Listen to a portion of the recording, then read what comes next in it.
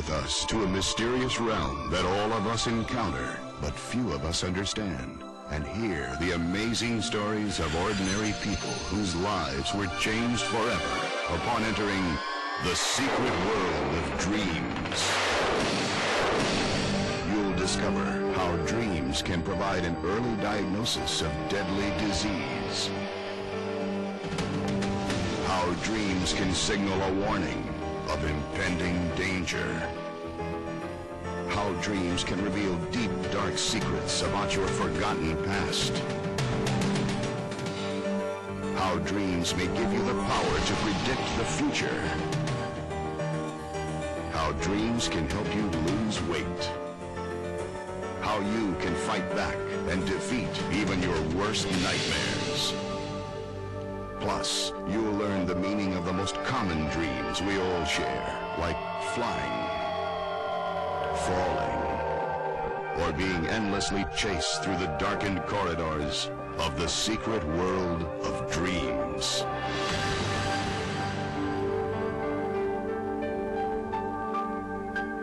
Good evening. I'm Stephanie Powers. You may not realize it, but the average person has more than 150,000 dreams in a lifetime. Still, most people pay little or no attention to their nocturnal visions. As you're about to find out, if you listen carefully to your dreams, they can make you rich and famous. They can even save your life. Take Mark Barish.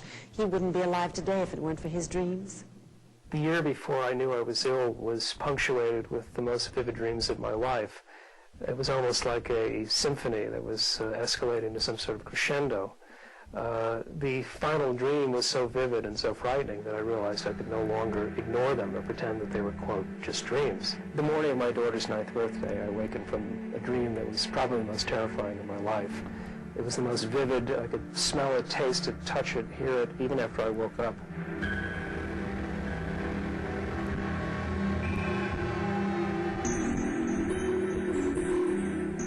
In the dream, a Chinese surgeon appeared. I was being tortured. I had a black pot hung around my neck, and burning coals were eating at my larynx, and the pain was as real as if it were actually happening. He said, I can remove that quite easily. Mark awoke in a cold sweat. Something was wrong, terribly wrong. The phone rang then. It was my girlfriend, and she had suddenly awakened as well and had a very strong urge to call me. She asked me what was wrong because my voice sounded very shaky. And I said that I'd had a horrible nightmare and that I had cancer growing in my throat, and that I was absolutely certain of it. Mark was continually haunted by his nightmares, so he decided to seek medical attention. I felt a bit foolish at the idea of going to see a doctor with a bad dream, even though I didn't have any symptoms. He had been having several dreams in the past few weeks that he had cancer in the area of his throat, and they were very graphic dreams, and he was very concerned and, in fact, quite convinced that he had cancer. The question would come up, how far do we pursue this?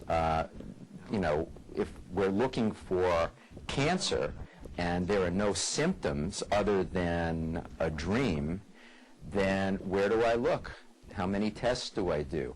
He agreed to give me a full checkup, even though he really thought I was just overworked. He felt around in my neck, and he found a lump. He said probably it's a benign lump, and I said I don't think so. I'm quite convinced it's cancer. This man did not look sick. He did not look like he had cancer. He looked healthy. He just looked stressed.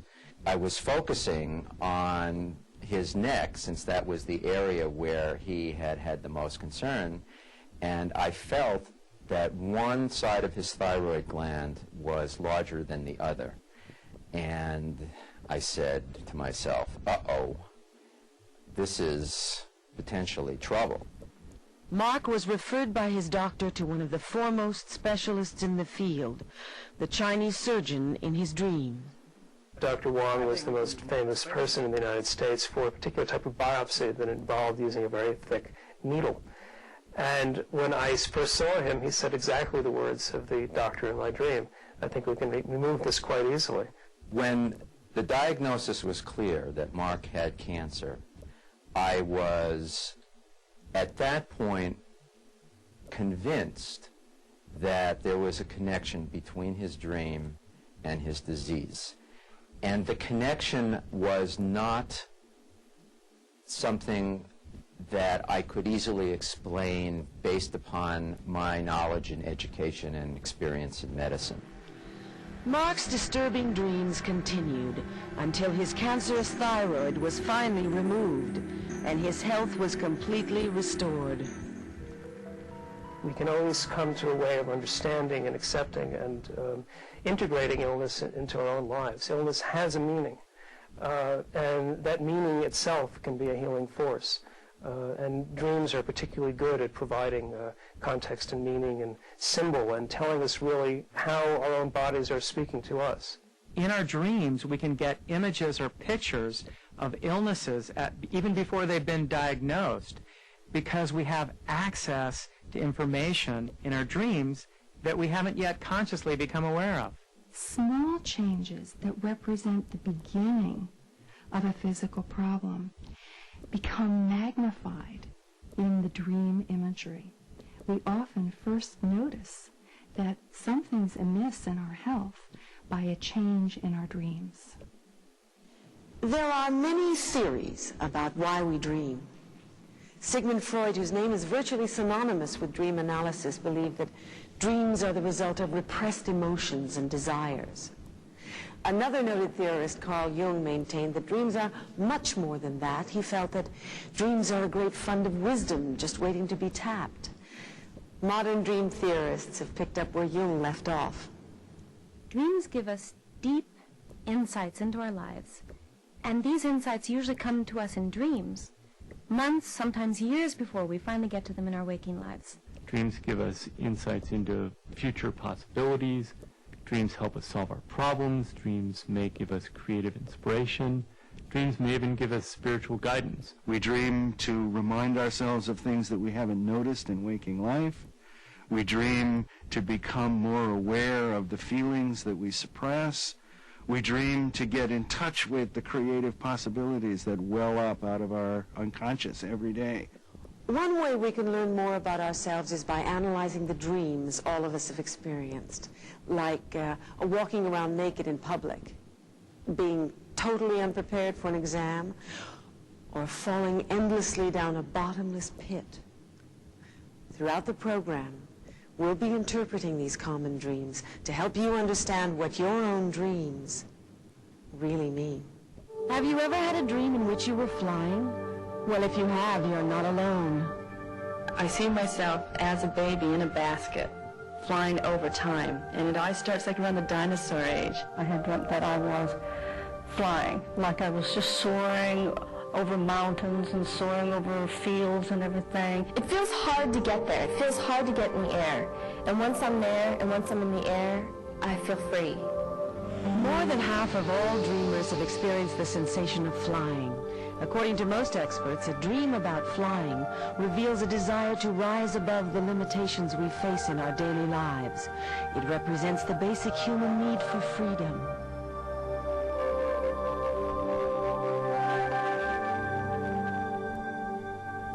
The power of dreams can have both a positive and a negative impact on our lives, for there is a darker side to the secret world of dreams, those frightening and disturbing images we call nightmares. But there is hope for anyone who has suffered through a sleepless and terrifying night. Now you can learn how to eliminate even your worst nightmares. A nightmare is a terrifying experience during sleep that wakes you up. And nightmares, the meaning of the word comes originally from the Sanskrit, which means to destroy or to crush. And classically, nightmares have an oppressive, crushing feeling. We often feel as if we're almost suffocating in a nightmare. A nightmare is a dream that is frightening for some reason or other, whether it's an image of a monster or some nasty animal, or it's just the emotions of fear and terror and anxiety.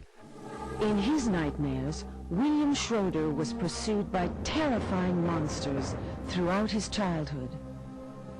I did have trouble hanging out with kids. I was kind of hung out by myself a lot, and I wasn't sure if there was something else wrong with me because I was going to the psychologist and to all because of the dreams, all because of the nightmares. Every dream was the same. Night after night, week after week. I'm walking through a dark place. It's open, and I start to feel that someone's looking at me, and I feel the eyes on me, and so I start moving quicker. And he's running after me, and he's getting closer and closer, and then finally he's right behind me, and he's breathing down my neck, and then I wake up. And I'd think I was awake, and actually he would be there. And then I'd wake up again, and it would be a dream within a dream, and sometimes it'd be quite a few dreams like that. William had resigned himself to a life of sleepless nights. Then an amazing thing happened. He stumbled on a way to purge his mind of his dreaded dream. I was running again, and I was going through a parking lot, and I was really exhausted. They caught up with me, and they beat me up and left me for dead. But I get up, and I take them out one by one until there are none of them left. I realized I was sleeping, and that it was in my own world, and I could control it. And I did. I changed it, and I actively influenced my dream, and I changed it, and I did what I wanted it to do, how I wanted it to end. I made it happen that way. I believe it's very important to do battle with our nightmares. You do it by turning around and facing the thing that's after you. You can deal with it in a number of ways. You can fight it. You can get help fighting it. You can just confront it and say, cut that out. Just stop. What do you want? You can make friends with it. But in some way, you need to actively challenge the thing that is after you in a dream. But the ones least capable of confronting their nightmares are children. At night, their darkest fears are transformed into images of danger and horror, images that can traumatize a young mind. Children between the ages of 4 and 6 have more nightmares on average than any other age group. And dream researchers think this is because children are so young and small and vulnerable that the world is a big place, and it frightens them. And nightmares are sort of a natural part of their efforts to make sense of the world. Many of these children have experienced nightmares. Dr. Bulkley, a specialist in child psychology, helps them cope with their bad dreams. Jeffrey, what are you? A monster. What would you do to try to stop that monster? What would you do? A very fun thing to do is to get a group of kids together and act out a little dream. And you can play a very fun little game without interpreting the dream, without analyzing it, without saying this is what that monster means, just playing with the dream, bringing it out into waking life. I'm going to draw the gun. I think it's a very helpful process for children to talk about their dreams in group settings, to read stories about dreams, to draw pictures of their dreams. What this enables children to do is to bring their emotional experiences out into the world. Children can have very wild dreams, certainly very symbolic. There can be monsters, animals, all sorts of shadowy figures. And the bat was chasing the monster, and they tried to steal me out of the room and bust the house down, but they couldn't, because they couldn't bust wood. I'm on a boat that's a puzzle piece, and my mom and dad are there with me, but I'm on the wrong side of the boat, and the edges are puzzle pieces, and I'm holding on to one because I'm rocking, and the puzzle piece comes off it, and I land in the water.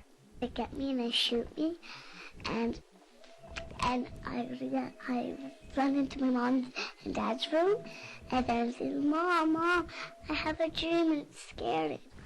Some people have speculated that as many as half of all children go through a period of having very disturbing dreams. But most of these people, most of these children, appear to grow out of them. But the nightmares of childhood often pale by comparison to the disturbing images that plague the survivors of war. I had a lot of memories of Vietnam, a lot of memories, but it was just that I couldn't control them. It was scary. It was real scary. One of the most haunting experiences of Nelson Bullplume's tour of duty was when his best friend Tex was killed despite Nelson's efforts to save him. For years, Nelson blamed himself for his friend's death while feeling guilty about his own survival. Nightmares, when they first started, the nightmares were like being chased. The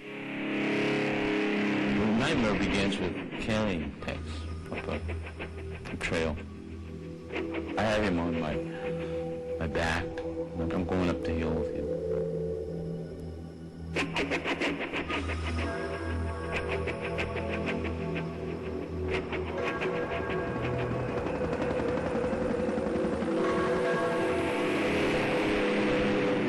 One day, the violent nature of Nelson's nightmares crept into his waking life. And I remember waking up and I'm got my wife by the chin and with a knife at her throat.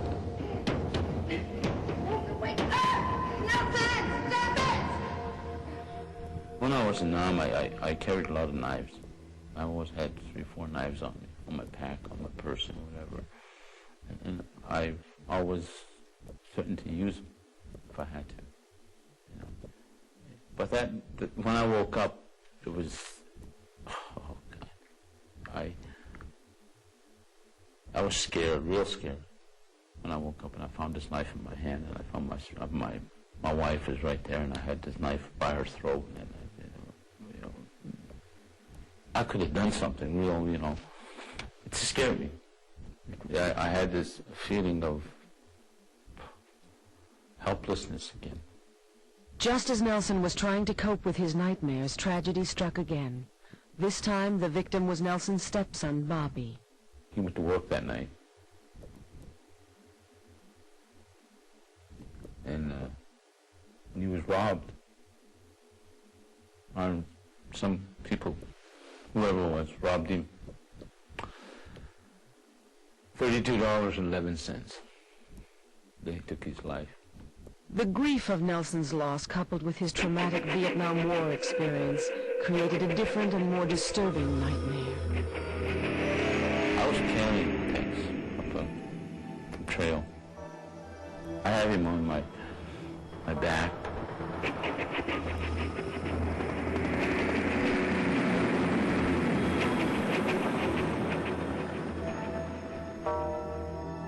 The poncho falls away from his face, and it's Bobby, it's my son.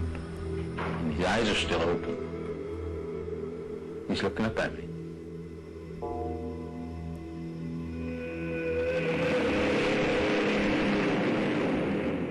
When he could no longer cope with his nightmares, Nelson sought help at the Veterans Medical Center in Tacoma, Washington, where Bob Colson runs a program for treating troubled war veterans suffering from post-traumatic stress disorder. Frequently, a person will look at their dreams as nothing productive, nothing useful, but more as a part of their punishment because of that guilt.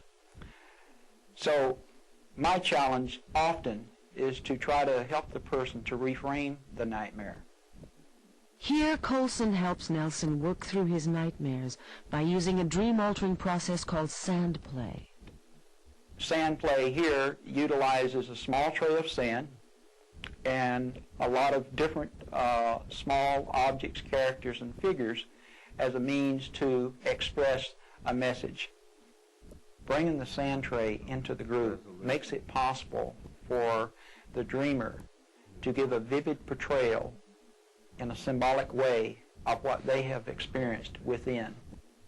The first part of the nightmare is when we're going across rice paddy, on the rice paddy dike. We see Nelson, Tex, and the other soldiers being pursued by the enemy, which is represented by the large black object Nelson has placed in the sand tray.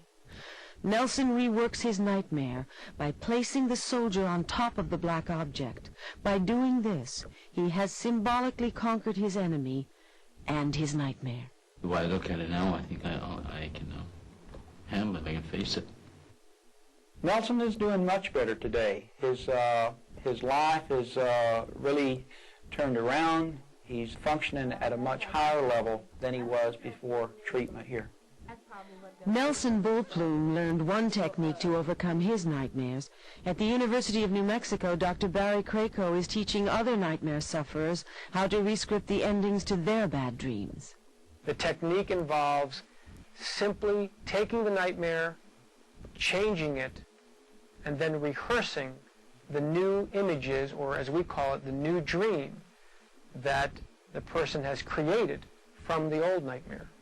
Dr. Krakow demonstrates the rescripting process with one of his patients, Kathy Eblin. What I'd like you to do now is select one particular nightmare. It could be one recently or even in the past, but for whatever reason you have a memory for it. And I'd like you to just sit here and tell me that particular disturbing dream. I'm in a log cabin, and I'm sleeping like on a cot bunk type of thing with a blanket over me, and something comes up in the covers. It is coming up to kill me, and I start screaming and yelling, kicking and hitting. I jump out of bed, and then I wake up. Next comes the critical aspect of the imagery rehearsal technique, altering the ending of the nightmare. Dr. Krakow has Kathy write down a different and more positive version of her dream. And we're going to now call it a new dream. All right, so you now have a changed version, and it sounds like you feel pretty comfortable with it. So what I want you to do now is you're going to close your eyes again. But this time, you're going to rehearse the images of this new dream that you have created. Dr. Krakow then has Kathy relax and imagine her new dream. I'm in the log cabin, sleeping in my bed. When the covers come up, there is something coming up to get me. Then I get scared. I don't know what it is. I see two eyes looking at me. I throw off the covers, and it's my dog, Missy, coming up to cuddle with me to get warm. Okay, Kathy, now I want you to take a few deep breaths and then open your eyes. Okay, now tell me how that was. That was a comforting dream, because I felt warm. That as I got scared, it was okay because I looked and I saw it was my dog, and I love my dog. We taught Kathy the imagery rehearsal technique. She took a nightmare, she changed it, she rehearsed the new version. Now she understands the process. When she goes home, she'll repeat this whenever she has a disturbing dream. So what have we learned from the experiences of William Schroeder, Nelson Bullplume, and Kathy Eblin? The message is clear. If we have the courage to face up to our nightmares, we can learn to control and ultimately eliminate them. Everyone has nightmares from time to time. They are completely normal. And one of the things that's true about nightmares is that they mark the material in the dream as particularly valuable and important and worth remembering. Nightmares get our attention. They say, hey, in effect, wake up, listen. There's something important that you need to hear, to remember, to know about yourself. One theme common in many nightmares is that of being chased. Virtually everyone has had this terrifying experience. I keep constantly dreaming about this headless general going after me in the stairway, and I have to run and run, and I have to run all the way up to the balcony because I was living on the 3rd level of our apartment building. But I just jumped off because for me, I'd rather be dead on the ground than to be caught by this headless general. I'm running with these important documents under my arm that have to be delivered to somebody who's gonna, for the better, and it's very important papers, and that the bad guys are chasing me, whether they're other spies or they're just, if they get these papers, then we're all in trouble. It's very crucial to the world. Something started to chase me and pursue me, and I was afraid for my life, and I dreamt that they were after my DNA, and if they caught me, I was gonna die. Most experts agree that a nightmare about being chased means that you're running away from that which you fear. If the gap between you and your pursuer increases, this may mean that you're distancing yourself from unresolved problems in your life. Dreams have long been regarded as a window into ourselves, a powerful way to gain new insights that the waking world can't provide. But what can our dreams really tell us about who we are? Sometimes they can bring us knowledge that borders on the miraculous. One of the strangest cases in the history of dream research is the amazing story of Claire Sylvia. In my 20s, I was a professional dancer. I danced with several different modern dance companies and a ballet company. I did a lot of touring. Claire moved to Boston with her daughter Amara. As the years passed, her health began to deteriorate. And that's when I began to have my first symptoms. It was a little more difficult walking upstairs, and I started getting out of breath on the dance floor, which was unusual for me, and each day I was able to do less and less. I was going downhill pretty quickly. Hi, Claire. So, what have we got? Well, we've gotten the results back from your tests. Claire was suffering from primary pulmonary hypertension, a deadly disease. Her only hope for survival was a heart and lung transplant. Very, very serious. My mother was basically dying. She prepared herself for death, and she was preparing me for death. She labored to get up in the morning to go to the bathroom. Her breathing was labored, and I was afraid in the morning whether or not she'd be alive or not. Then Claire's bizarre dreams began to unfold. I started to have a series of dreams, and one dream was that I had the transplant and I had to drink 4 glasses of milk a day.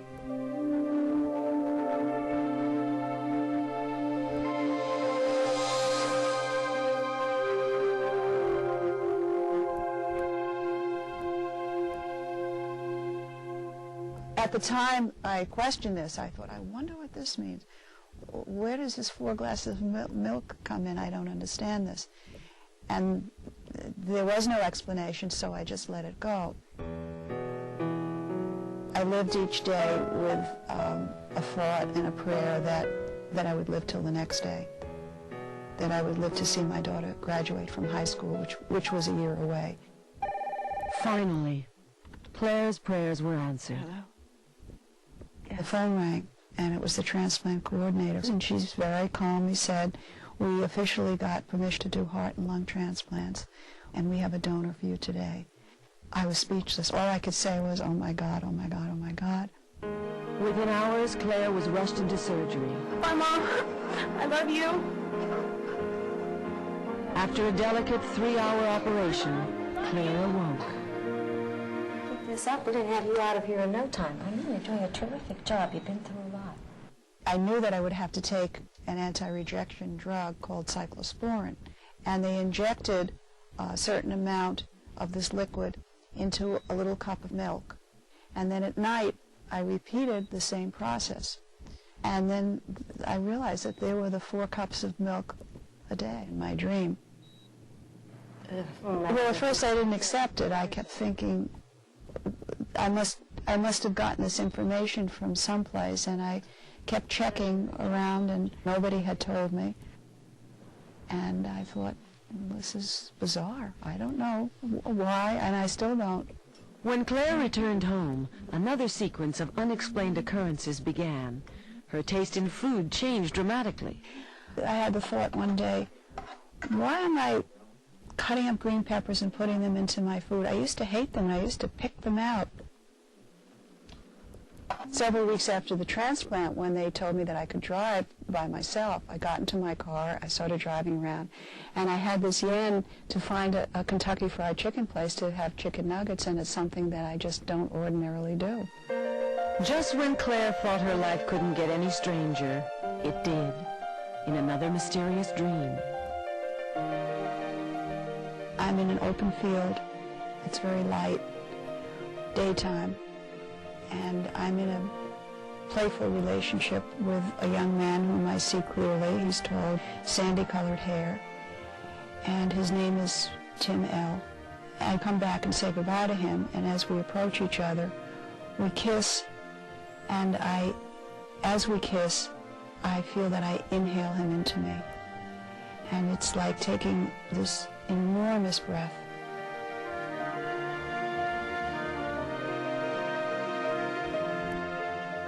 And I know that he will be with me, that we will be forever together. But it also seemed that this person in my dream, whose name I knew was Tim, must be my donor. I was very curious to find out who my donor was because of all the things that were happening to me and because of the dreams that I was having and the feeling of living with his presence. Claire became convinced that her donor was trying to communicate with her. She contacted the hospital, but they informed her that donor records were confidential. When all hope seemed lost, her friend Fred Stern called to tell Claire about a message he had received in his own dream. I had a clear image of a dream that we had gone to the basement of the public library and had seen in the Portland Maine newspaper, a story on either the third or fourth page, several days before her operation, a story about the boy who was killed and that she had gotten her heart from. Fred and Claire made arrangements to meet at the local library. Claire? I met Fred at the public library, and we looked at the papers of the week preceding my transplant. And sure enough, the day before my transplant, as was in his dream, was the obituary of a young man killed on a motorcycle, 18 years old. And his name was Tim L., as it was in my dream. It felt like my heart stopped for a moment. I was standing up, and I remember just kind of getting weak all over. My knees went a little weak, and it was a shock. It was almost like magic or some sense of knowing. It was just wonderful to be a part of it, this unfolding. As it turned out, Tim Lamarand had died in a motorcycle accident shortly before Claire's life-saving surgery. I was shocked because now it became more real, because now I had all the information. I had the family's name, I had details, and this person really existed. Wanting to know more about her donor, Claire wrote to Tim's family and made arrangements to meet them. Claire? Hi. I can't believe it's you. Oh my God. I'm so nervous. I was very excited, and the whole family was very excited to meet Claire. It was like meeting my brother all over again for the first time, seeing him again, alive. I am so glad that you wrote. Claire was very warm towards us. She was loving. She was loving like Tim was.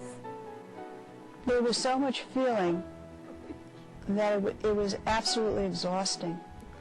It was then that Claire told Tim's family about her dream. My first reaction to Claire's dream was one of disbelief. I really didn't believe it until she just started describing things about my brother, how he was tall and wiry, and she described him almost to a T. She was getting the information from her dream. She described how Tim was loving and that he came to her and wanted to be a friend. And I just kind of felt that, yeah, that's what Tim would do. When I met the family, I started trying to corroborate some of the things that had been happening to me. Did he happen to like green peppers? They said, oh, yes, he used to love green peppers. He'd fry them up with kielbasa. They told me that his favorite food was chicken nuggets, and that he had apparently just bought them before he died because they had to pull them out of his motorcycle jacket when they found him.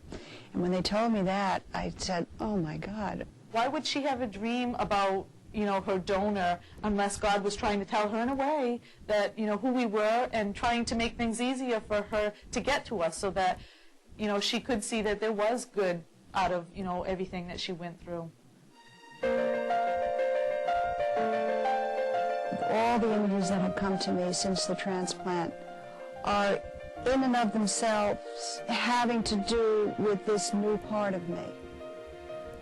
Some experts believe that there may be a scientific explanation for Claire's experience. One of the current theories is that there is a cellular consciousness that exists just like DNA is found in every cell of our bodies.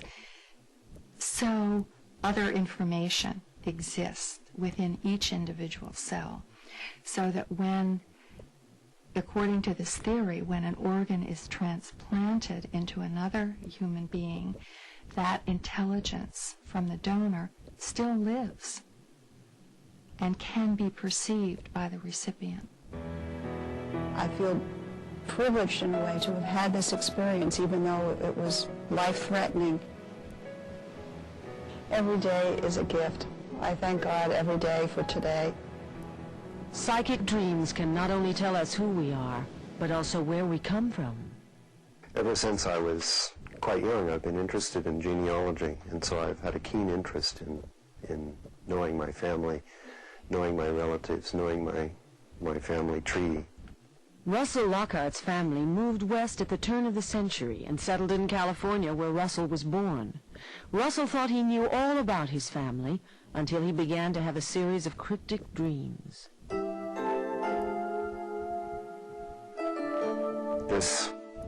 This figure, this old man, came up to me and looked straight in my eyes and said to me, "I'm your grandfather." I am your grandfather. I woke up from this dream somewhat startled. I had known both my grandfathers, and this figure was obviously neither of my grandfathers. I was quite shocked. To have a dream a third time, I knew, meant something. I just was not getting the message of this dream. Something I was doing was missing. Looking for answers, Russell decided to tell his mother about his strange, recurring dream. I told her the dream. And in the course of telling her the dream, she said that her mother told her that the father that she had known as her father was not her father, that her real father was a man named Frank Davis, and that she had had a relationship with Frank Davis in wartime, and my mother was the offspring of that relationship, and that had been a secret, and my mother had kept that secret for more than 20 years, and was telling me only now that I had a grandfather that I had never known, Frank Davis. And she gave me his Navy tag from his service in the Navy. She gave me a picture of Frank Davis that was taken in 1917 or 18. And she said that when her mother was dying, that her mother told her that all I have left from Frank is this picture and this tag and you. And my mom said to me, "He seems to want you to know about him from your dream." Fearing that his mother couldn't cope with reliving her past, Russell waited until after her death years later to begin looking for his grandfather. She had said he was dead, and most likely was at that time. I still wanted to find out about him and where he was and his life. Russell's search led him to Kim, Colorado, a tiny town with a population of only 85 people. After hunting through county records, he failed to find any evidence of his grandfather's existence. Russell was ready to throw in the towel. It was then that a waitress at a local diner pointed him in the right direction. Hi, is Sean Davis here? I'm Sean. Does the name Frank Davis or Lula Davis mean anything to you? And he wanted to know if I knew much about the history of the Davis family, and if I'd ever heard of a Frank Davis. This is Frank's dog tag from the Navy. And I told him I had heard of Frank Davis, him being the brother of my grandfather. I knew from that time he needed to probably be in touch with my dad. Could you call him? Yeah, I'll call him. I think he first of all showed me his Uncle Frank's dog tag, and shortly right after that, there was no question anymore, that this was a true situation, that I would just do whatever I could to help Russell reunite as much as we could with Uncle Frank. From these tenuous connections of how the thread led from that dream to finding the Davis part of my family, was a very compelling experience to me. My memories of Frank is very dear. I lived with him and my grandmother for a few years. And when I met Russ, I was excited about seeing him, and I noticed he walked a whole lot like Uncle Frank did. I was happy for him as much as myself, because I couldn't imagine him being in this situation, not knowing his grandfather. And I was just thrilled to be a part of it. We started walking around the homestead, and he showed me the house that Frank had built for himself, Frank's old car. I stood there and touched things that Frank might have touched. Felt like I was getting very close to Frank. But there was one more leg to Russell's journey. I drove to the cemetery, and I found Frank's grave. I said, out loud even, "Grandfather, I'm here." I haven't dreamt of Frank again since those dreams, but I think about him a lot. Have you ever dreamed of taking a test but were unable to answer a single question? It's a common dream many of us have experienced. You know, you're trying to write and the time's running out and you keep going back through the answers, and I knew the material and it wasn't coming to me, and one of those slow motion, not getting it together. Mine is where I go to school and I'm having a test and I haven't gone to class, I haven't studied, I like skip class the whole semester, and there I am at the test. I'm completely unprepared, which is the opposite of anything I ever did. I mean, I'm always so prepared about anything I do in life, over-prepared. According to dream experts, being unprepared for an exam represents a fear of failing the tests we're all put through in life. This common dream can also reveal our anxiety about being constantly judged by those around us. Ironically, those most likely to have this dream were rarely unprepared during their school days. We've seen that dreams can reveal startling information about ourselves and our past. Dreams may also have the power to provide us with amazing insights into our future. The precognitive kind of experiences that some people have cannot be explained entirely away by saying they're coincidence. Prophetic dreams seem to connect us with powers that go beyond our ordinary rational consciousness. I don't think anybody can claim to say they understand where such dreams come from. And you can always say these dreams are just coincidences or people are making them up.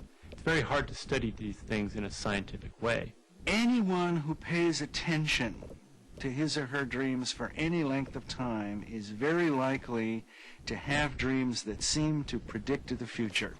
On October 29, 1994, a reunion took place between a man and a woman whose lives were inextricably linked by a prophetic dream. It all began nearly 40 years ago. Ed Butler was a 25-year-old research chemist doing important work for America's young space program. This was 1955, and Russia hadn't even put up their first satellite yet, or Sputnik. We were in a race against Russia to get that satellite up there. I guess we'll never assemble a team like that again. They were devoted, extremely brilliant, and really cared about, at that time, about our country and getting this thing off the ground. One of Ed's colleagues was Rita Dwyer. We were an unusual group of people. I was the only woman in a group of all men, which was quite unusual at that time. To be a chemist as a woman, but to be in the aerospace field was pretty much unheard of. All of the people who worked at that place at that time were friendly and supportive of each other. But some of us, formed special friendships, I think. Everybody loved her and cared for her, and I did especially. We were very dear friends. One night, Ed had a strange dream, a dream that would later prove to have a profound impact on Rita's life. The dream was that I was sitting at my desk in the laboratory doing paperwork. I heard a loud explosion in the next laboratory and a scream. And I got up and ran into that laboratory and froze for a minute, called out Rita's name, went toward her. I couldn't see her. And I did finally locate her foot hanging out of all this smoke and fire and debris. I was able to drag her to safety.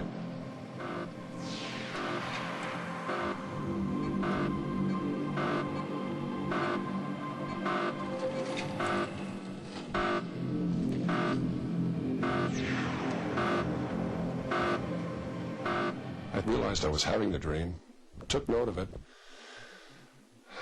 and I guess at that time, I thought that maybe I was just concerned about Rita's safety. You know, being the only lady working in the laboratory in this hazardous environment. I thought that was maybe the reason for the dream. Night after night, the dream returned. Ed couldn't keep the shocking images from invading his sleep. It was like this terrible thing was predestined to happen. And indeed it did happen. One day in April, a very beautiful day, I was caught in an extremely bad accident. That day, I lifted one shield of my fume hood, which moved up like a window. Because I needed to get out my product, I needed to move that second shield aside. And as I did it, the whole thing just blew right into my face. I was sitting at my desk doing paperwork. There was this explosion, and I leaped from my desk and ran into Rita's laboratory. Just couldn't see her. The fire was all over the place, and certainly all over Rita, but could hardly see Rita through all this smoke and fire. I was burning to death, and I felt myself somehow being drawn up, sucked up, and it felt like being sucked up, and it was like a feeling, and I knew I was dying, and I said, "Dear God, here I come, ready or not." People in their right mind don't walk into fires, or people usually don't walk into fire, and I just was like prepped for this moment, and it happened just as I had dreamed it, and I was able to function, and I thank God for that. Rita suffered second and third degree burns over much of her body. It's very, very hard, trying to get me back into some workable place where my eyes and my mouth and my hands worked and that sort of thing. And fortunately, I had some very good doctors who did a wonderful job of that. I mean, it looks so great, but everything works now. For 6 months, Ed kept the details of his dream to himself before finally sharing his secret with Rita. Told her what had happened, and I had thought I had been prompted to do what I did, not because of heroism or anything, but because of the dream I had. When Ed told me about his dream, I was overwhelmed. I'd never heard of anything like that happening, of someone actually dreaming something, not just once, but several times before it happened, and then it coming true. Neither one of us had thought about dreams or valued dreams. But in this case, his dreams did save my life. Maybe for this one time in my life, I had this dream just to be able to save this wonderful person so she could go on and do those wonderful things that she's done in life. Although Ed Butler's precognitive dream played an important part in saving Rita Dwyer's life, Stephen Linscott's clairvoyant-like dream nearly ruined his life. My wife and I were preparing to be missionaries and had moved into a halfway house for ex-convicts. It was operated by an international jail and prison chaplaincy group. Despite their religious convictions, Stephen and his wife Lois weren't sure they were doing the right thing. We'd wake up in the middle of the night and we could hear hollers and screams from the various apartments in that area. That was kind of frightening at times. On the night of October 4th, 1980, Stephen had a dream that was to change the course of his entire life. The dream basically consisted of a man stepping into a room, looking at someone. I could see this man very clearly. He pulled something from behind his back. This person was beating someone violently, and it ended with lots of blood, and it was a nightmare. The next morning when Stephen awoke, the neighborhood was in turmoil. I probably would not have recalled the dream at all, except that during that day, police were parked on the street. My wife and I talked with them, and they told us that there had been a murder early that morning about 1 o'clock. I believe they said that someone was beaten to death. They asked if we had seen or heard anything. We told them that we were at home, asleep, had not heard anything through the night. The victim was a 24-year-old nursing student who lived just 2 doors down from Stephen and Lois. He said, you know, that's strange. I had a dream that night that someone was being bludgeoned or beaten. I don't remember which word he used, but that was the time that I first heard about his dream. When he mentioned that that he had that dream, he said, do you think it would be helpful to tell the police? And I remember kind of laughing, but saying, well, I think that they'll think it's silly, but it couldn't hurt. So Stephen decided to call the police. They invited me down to the police station the following day. The police questioning essentially focused on the dream at first, and they asked me to give them the dream again, to give as much detail and description as possible, to try to recall as much about this description as I possibly could. And then they began to change the questioning to things like, okay, Steve, you're kind of connected to this person, we think. What is this guy thinking right now? You're a former psychology student. You have some insights, perhaps, that we don't have. What is he thinking about? Where is he? I thought, well, these are puzzling, unusual questions. I don't know how to answer them. So I was pretty tentative. I didn't really know how to respond to them. Later that evening, as I was talking to my wife about the interview, and it was quite exciting, quite thrilling for me to think that this was somehow being used by God to help solve a crime.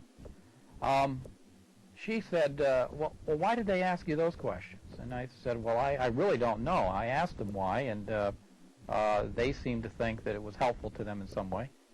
She said, Steve, you don't think they suspect you? And at first I thought, no, you weren't there. This was a very casual sort of interview, and I don't think they suspect me. Stephen was wrong. 6 weeks later, the police arrested him because of the similarities between his dream and the actual crime. I was charged with rape and murder. The trial lasted 3 weeks, and to my terrible surprise, I was found guilty of murder and not guilty of rape, and was subsequently sentenced to 40 years in prison. When the guilty verdict was read, I was shocked. It just felt like the wind had been knocked out of me. Stephen's dream landed him in prison, where he would serve the next 3.5 years of his life. In 20/20 hindsight, I would not have gone to the police with this dream if I'd known what kinds of things it would have created for my life. It took nearly 7 more years until a DNA test finally exonerated Stephen of the crime.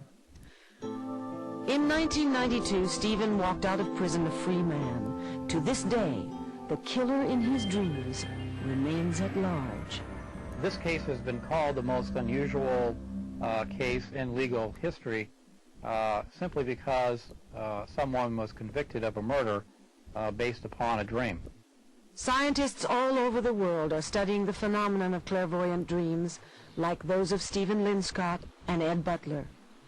Today, the researchers at the University of Virginia at Charlottesville are conducting experiments into a different type of psychic dreaming, called telepathic dreaming. Tonight we're going to be trying an informal telepathic experiment. I say informal because it's not in a laboratory. Dr. Robert Vandercastle is exploring the mind's ability to transmit and receive specific images during dream states.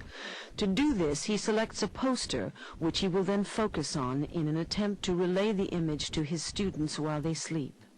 I'm going to take that poster and try and concentrate on it to the best of my ability. I want to try and see everything that's in there. If there's something that I could act out or physically carry out, I'll do that. If I could imagine hearing sounds associated with it, I'll try and hear those. Dr. Vandercastle stayed up most of the night concentrating on the picture. When he finally went to sleep, the image was still burned into his mind. The next morning, his students were shown 3 posters, one being the poster Dr. Vandercastle had been secretly focusing on. They were then asked if any of the posters reminded them of their dreams from the previous night. Of 25 students, Dr. Van de Kassel was able to make a strong telepathic connection with only one of them.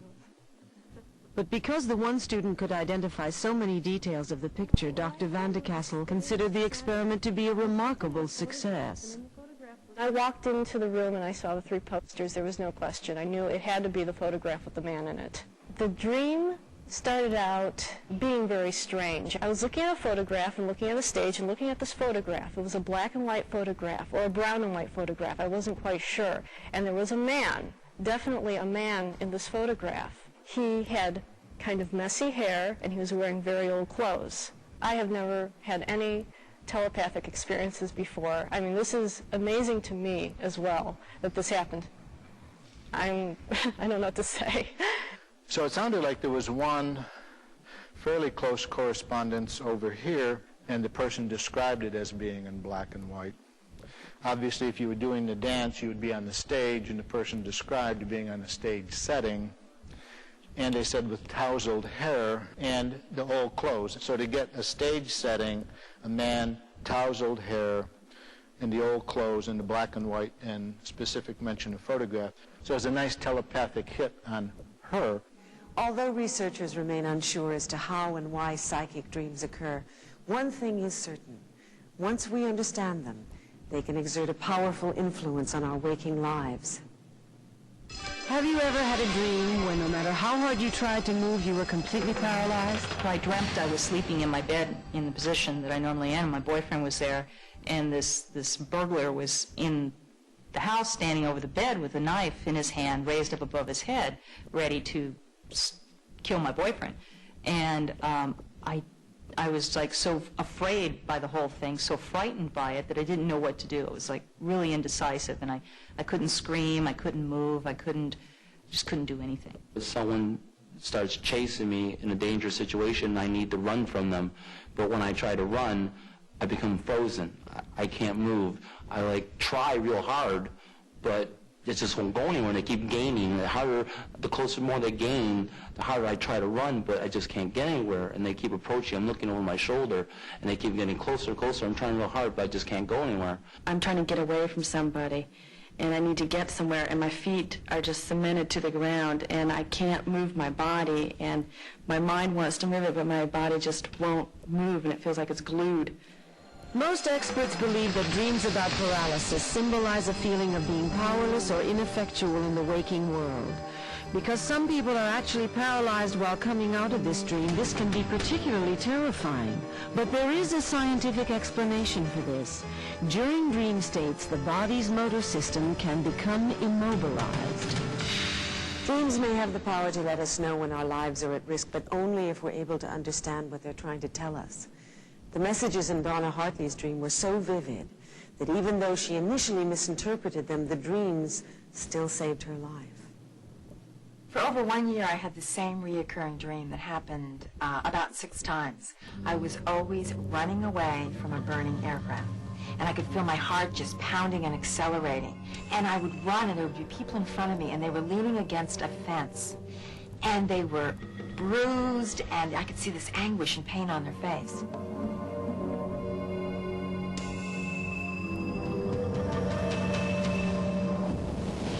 I would always turn around in the dream, and when I did, in front of me, I would see an aircraft just burning. There would be smoke and flames just bellowing 100 feet in the air.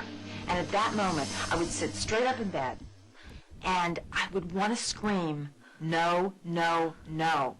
But nothing would come out of me. It would be like caught in my throat.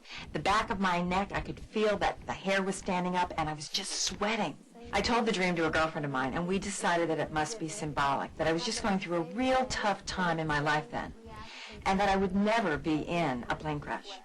It had made such an impression on her that every time after that she had it, she would tell me. And we really didn't think that the dream meant stop flying, you're going to be in an airplane crash. We thought it meant your life is burning and crashing around you, and you better make some changes, and this sort of thing. The true meaning of Donna's dream soon became clear to her when she was preparing to take a plane trip.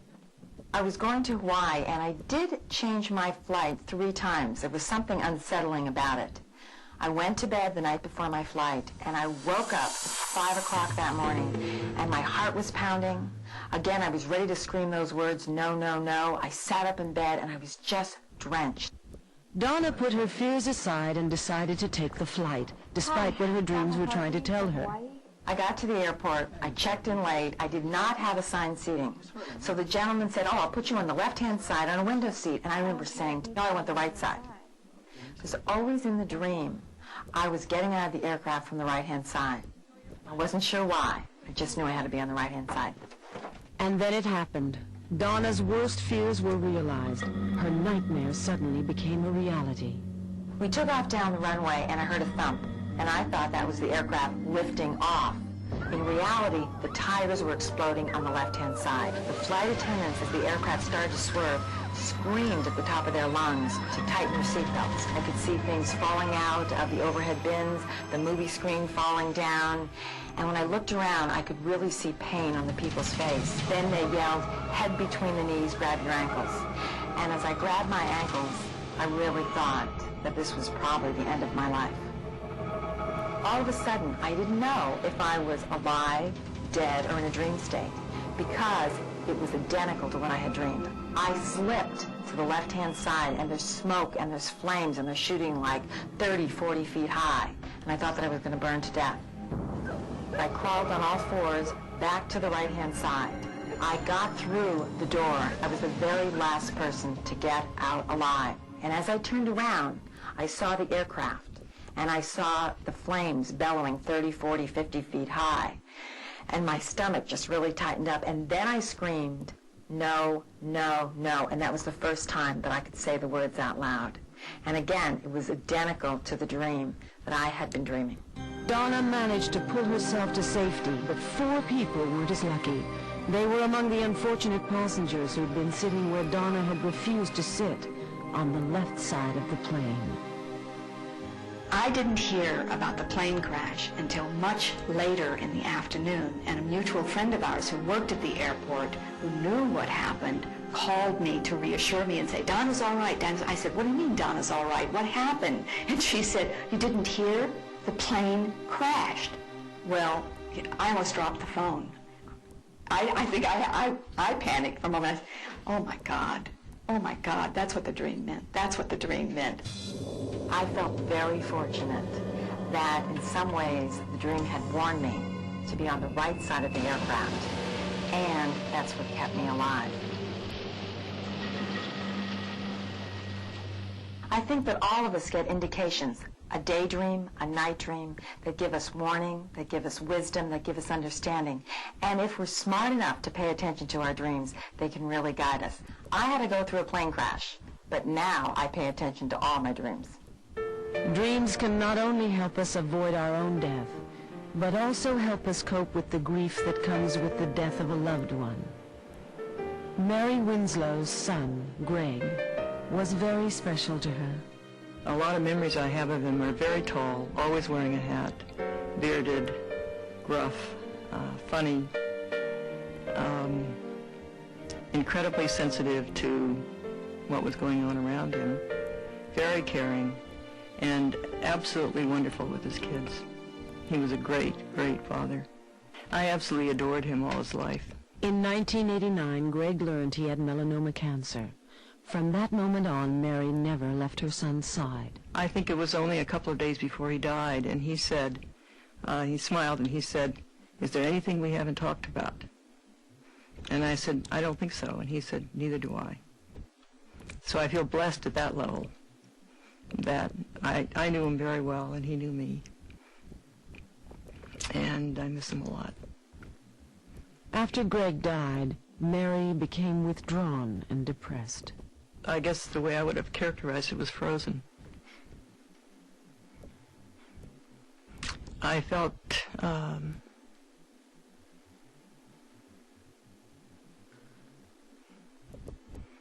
like I was blocked. I couldn't feel a lot. One night, as Mary struggled to cope with her grief, she had a dream. She was looking down on a river that was clogged with ice. And I was standing there looking out, and Greg came up and he said, hi, Mom. Then we started to hug each other,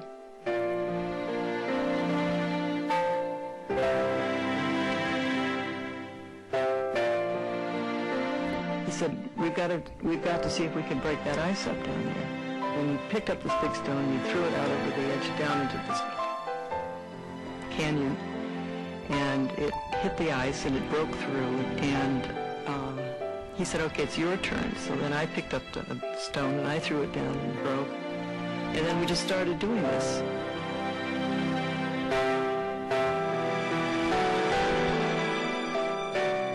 And we got down to where we only had one each. And he said, okay, let's throw them over together. So over they went.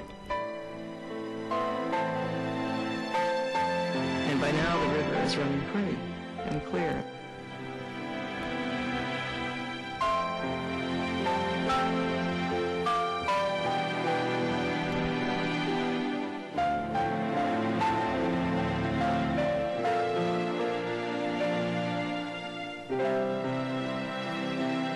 And I said, Greg, why did you come back?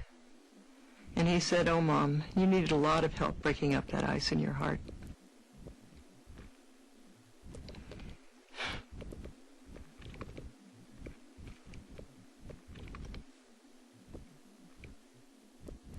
If I begin to get sort of overwhelmed by the whole experience, I can calm myself down by sort of going back and thinking about this, imagining myself throwing these stones down, and then imagining myself being hugged by him.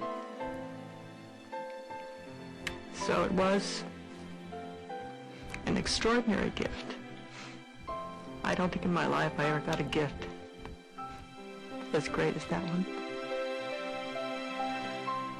Mary Winslow's dream is a very powerful metaphor for what can happen at that stage of grief. The frozen river is very much like what happens after the acute sadness that goes with loss. Many people, as a defense to the sadness, just freeze up all of their emotions, so to speak. They're numb, they're not feeling much sadness, but not much happiness or anything else.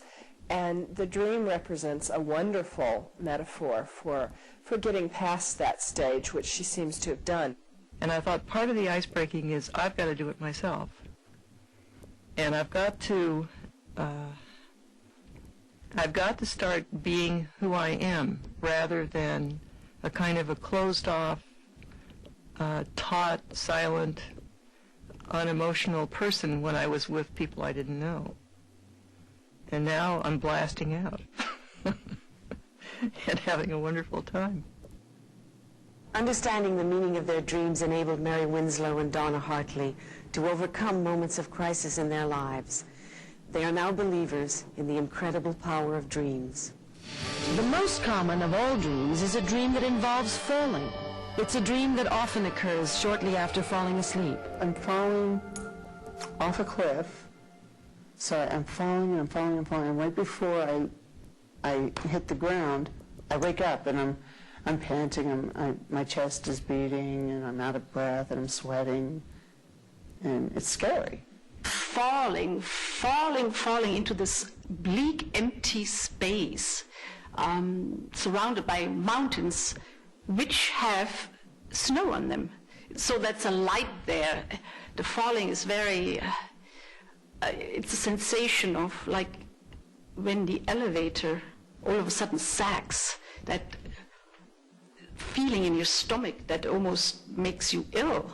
Whenever I've had a dream of falling, it's always been a fearful thing. It's never been like a nice parachuting experience. It's always been like I was falling to my death, or it's always been a scary thing, and I've always woken up right before. According to experts, a falling dream symbolizes the fear of losing status or security. Many people believe that hitting the ground during a falling dream can be fatal, but that's simply a myth. We've seen how the power of dreams can have a tremendous impact on our lives. But what if we could harness and control that power? The results could be staggering. DuPont, one of America's most successful companies, is teaching its employees how to apply the power of their dreams to problems on the job, and it's paying off. Floyd Ragsdale has worked as an engineer at DuPont's plant in Richmond, Virginia for over 20 years. When he heard about a company-sponsored creativity workshop that stresses the importance of listening to your dreams, he decided to give it a try. I decided to pick one of these workshops. What I got to lose? Nothing to lose. Dreams can be very powerful. So in these workshops, it teaches you how to relax your mind. It talks about dreams, being creative, being innovative. And the dream part, I was kind of interested in that. Dream. Yeah, I've always dreamed before, but by the time I wake up in the morning, I forget them. So what? Well, how do you tie creativity and dreams into the workplace? They taught me when you go to bed at night, always have beside your bed a pen and a pencil. Just in case, you know, if you should have a dream about something that's probably a solution to a problem or whatever, you write it down right then, and you use that following morning as a memory jogger so that it could help you in the future. In 1991, the Gulf War was on, and DuPont was busy producing Kevlar, a fiber used in bulletproof vests worn by the U.S. troops. One day, the entire production line suddenly ground to a halt. We had this one bad problem with this one particular piece of equipment. It was like a nightmare. It cost us $700 a minute in waste every time this piece of equipment is down. $700 a minute. DuPont assigned some of its best engineers to the problem, but nothing worked. Floyd put in many late hours of his own time attempting to come up with a solution. Still having a problem with this particular piece of equipment. It's kicking everybody's butt. So I goes home. I noticed that I did have my pad and pencil right beside me. So I laid down on the bed and I was staring at the ceiling, thinking about the problem, and I fell asleep. Then the answer came to Floyd in a dream. I dreamed that I was a part of that piece of equipment. And I thought about springs and hoses and water spraying everywhere, water running outside of the machine. What could be going on? Hoses, springs. I wake up. Hoses, springs. I wrote it down. Hoses, springs. Why did I write that down? That don't make sense. And then something hit me. It hit me like a ton of bricks. I got it. That's what it is. The damn hoses are collapsing in the filter. The hoses are collapsing. Now, how do we prevent hoses from collapsing? Put a spring on the inside of the hose. Man, I was so excited because I knew I had the solution to the problem. I knew it. I came in the plant that next day, or that morning, so I went up to this one particular person. I said, well, I've got the solution to the problem. The hoses are collapsing on the horizontal filter, and what we need to do to resolve that problem is put a spring inside the hose. What do we got to lose? We got nothing to lose. What do we got to lose? Man, they didn't buy that. Lord, where did you get that idea from? Couldn't convince those group of guys. So later on that day, what we did in fact pull one of the hoses off of the filter, off the one particular piece of equipment, and it was collapsed. It was collapsed. So the dream worked. I think that one dream probably opened up a lot of other people's eyes. You know, paying attention to your dream. Everybody can be creative. Floyd's dream started the machines rolling again, and the bulletproof vests were on their way to the troops fighting in the Gulf. That one dream probably saved DuPont about $3 to $4 million. Through the help of modern technology, the creative power of dreams is now being harnessed in new ways. The ability to lucid dream, to control one's dream while sleeping, is opening up a whole new world of possibilities. A lucid dream is a dream in which you know that you're dreaming while it's still happening. Now, because you know that you're dreaming while it's going on, you know that it's all in your mind, and therefore there are no laws of physics and no laws of society you have to deal with. So that gives you a great deal of freedom and flexibility in responding to what happens in the dream. Professor LaBerge teaches people how to lucid dream with the help of a device called a Nova Dreamer. The Nova Dreamer is a biofeedback device that helps you have lucid dreams. It's a sleep mask you wear while you're sleeping.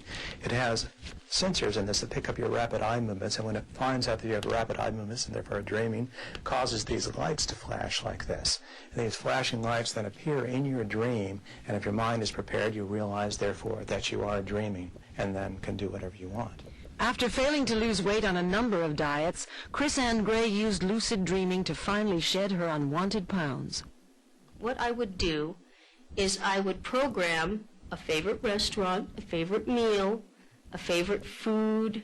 When I dreamed these lovely meals, I could smell them, I could taste them, I could taste the texture, I could enjoy the smell and fragrance of the food before it came. There were no differences in the flavor while I was asleep as opposed to when I was awake. Thanks to her nightly feasts, Chris Ann lost 20 pounds on the diet of her dreams. And at nighttime, I'd go to bed, and I'd wake up in any restaurant I wanted to and eat in any fashion I wished. And by doing so, I would wake up the following morning feeling very full. I could go to sleep and feast to my heart's content the following night. Calorie-free, food-free, money-free, expense-free, everything free. And it was great. For anyone who has learned the secret of lucid dreaming, the experience can be empowering. Richard Bach, who achieved fame and fortune as the author of the best-selling book Jonathan Livingston Seagull, is also a lucid dreamer. I remember a dream, a nightmare. This was years ago, and I was somehow involved in a Chicago mob scene in the 20s or something. And there was some kind of disagreement. And so there were machine guns and bullets flying and people dying everywhere. And finally the carnage just got so horrible that in the dream I said, "Enough! Stop!" And it stopped. And I was shocked to realize I had power over this dream. What a lesson that was. That might have been one of the first lucid dreaming experience I had, where I knew that I was dreaming as I was dreaming, and I had power over the dream. If I wanted to, I could turn Al Capone into a bunny rabbit. So lucid dreaming is one of these methods, I believe, that can help us to make more effective decisions by having a kind of personal virtual reality, a world simulator in which we could try out different kinds of ways of being. As dream research continues, there are amazing possibilities that lie ahead. Dream researchers and dream therapists of the future may have access to some form of hologram or holographic projection. And with that kind of technology, we could actually interact with the characters of the dream. The actual imagery and experience will meld with virtual reality technology, and that we will be able to read each other's dreams and program our dreams in that fashion. Why take a tool like a dream and let it rust? Why leave the box unopened when it's a gift that's been handed to us? A gift with powers that can radically alter our life, if only we dare play with it. What's the worst thing that can happen?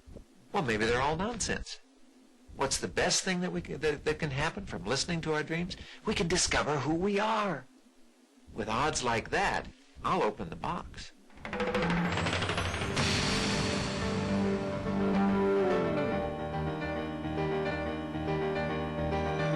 We've witnessed the incredible power of dreams. We've seen that dreams have the power to heal, comfort, enlighten, and perhaps predict the future. The secret world of dreams can be a mysterious and often baffling place. But one thing is clear, if you pay attention to your dreams and look closely for their meaning, virtually anything is possible. All you have to do is dream it.